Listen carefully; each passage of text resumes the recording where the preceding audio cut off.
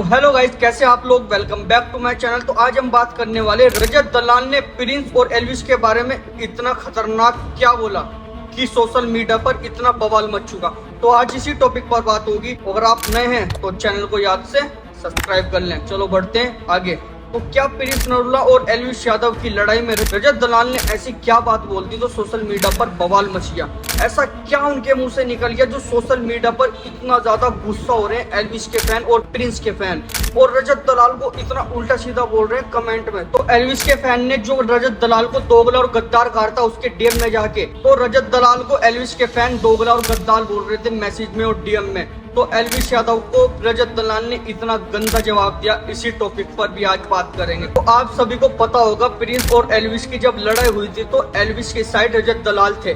तो उनको जैसे ही पता चला कि प्रिंस की साइड मेरे भाई और मेरे दोस्त हैं, तो रजत दलाल ने इस कंट्रोवर्सी से अपना नाम पीछे कर लिया और अपने दोस्तों को भी पीछे हटा लिया, जिसके कारण एल्विस यादव बहुत ज्यादा गुस्सा हुए और उनके फैन उनको उल्टा सीधा दोगला और कंट्रोवर्सी से डरने के लिए उल्टा सीधा बात बोलने लगे।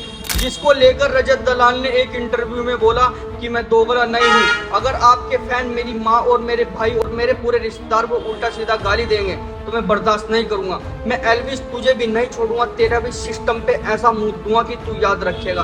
तू अभी बच्चा है मेरे सामने, और बच्चा है, बच्चे की तरह बात कर, बड़ा होके बात ना कर।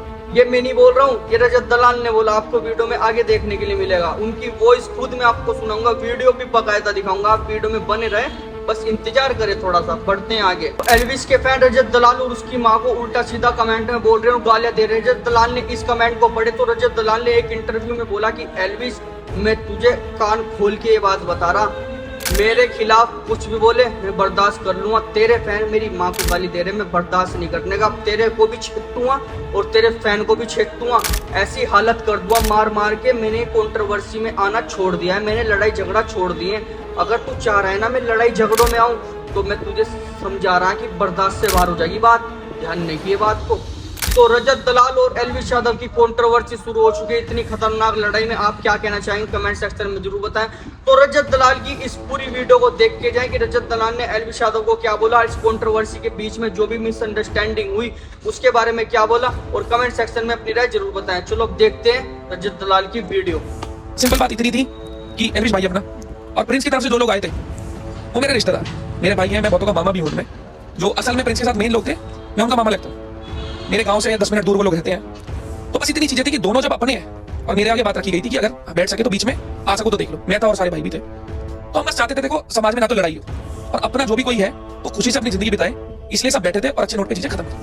और अब वो चीजें वापस से रोडी से टेलीकास्ट आए, पुरानी लड़ाइयां दिखी, तो वो असल में दो लोगों ने लड़ाई नहीं बढ़ाई होगी जितनी उनके फैंस ने बढ़ा थी। आप कितना दूर रहना चाहते हो ये सब चीजों से? देखो जब पहली बारी भी सॉर्ट आउट हुई थी चीजें, मैं जानबूझ के सामने नहीं आया क्योंकि मेरे को इन चीजों में घुसना ही नहीं है। मैं बिग बॉस से निकला, मैंने ठान लिया था कुछ भी हो कलेशों में नहीं घुसना।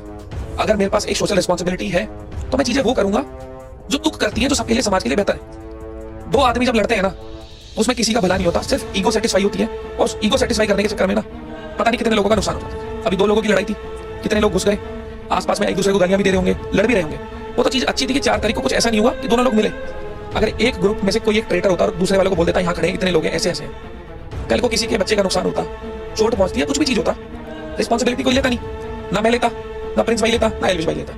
तो समाज में शांति और एकजुटता की तरफ बढ़ो, लड़ाई झगड़े की तरफ मत बढ़ो। ये चीज मैंने पहले सोच ली थी। ना मैं कंट्रोवर्सी में घुसता, ना आगे कभी घुसने वाला। देखो कोई शो है, चीजें लाइव चल रही है, मैं एक मेंटर हूँ, एंकर हूँ, वो मेरी रिस्पॉन्सिबिलिटी है। वो मैं कर रहा हूँ जो भी मेरे हक की चीज मेरी टीम के लिए, जैसे बैटल ग्राउंड में बहुत बार हुआ, तो वो चीज आगे भी होगी।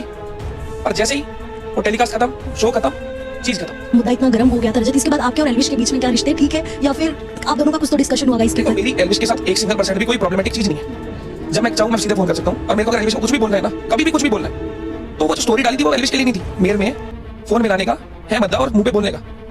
सीधी बात, मैं किसी इंसान को बोलने के लिए स्टोरी नहीं लगा रहा था। वो स्टोरी इसलिए लगी थी कि भाई मेरे को जो कंट्रोवर्सी में घुसा रहे हो मुझे नहीं घुसना। सीधी इतनी बात। एल्विस के साथ मेरी परसों भी बात हुई है, हो सकता है आज शाम को भी मिलूं। तो वो अपनी एक अलग चीज है। 4 चीजें ऊपर होती है नीचे होती है, वो सॉल्व कर ली जाती है। पर इसका मतलब ये नहीं है ना कि आप रिस्पॉन्सिबिलिटी ना लो। अगर कोई आपका फैन बेस मेरी मम्मी को मेरे को गाली दे रहा है तो भाई मैं नहीं उठ सकता।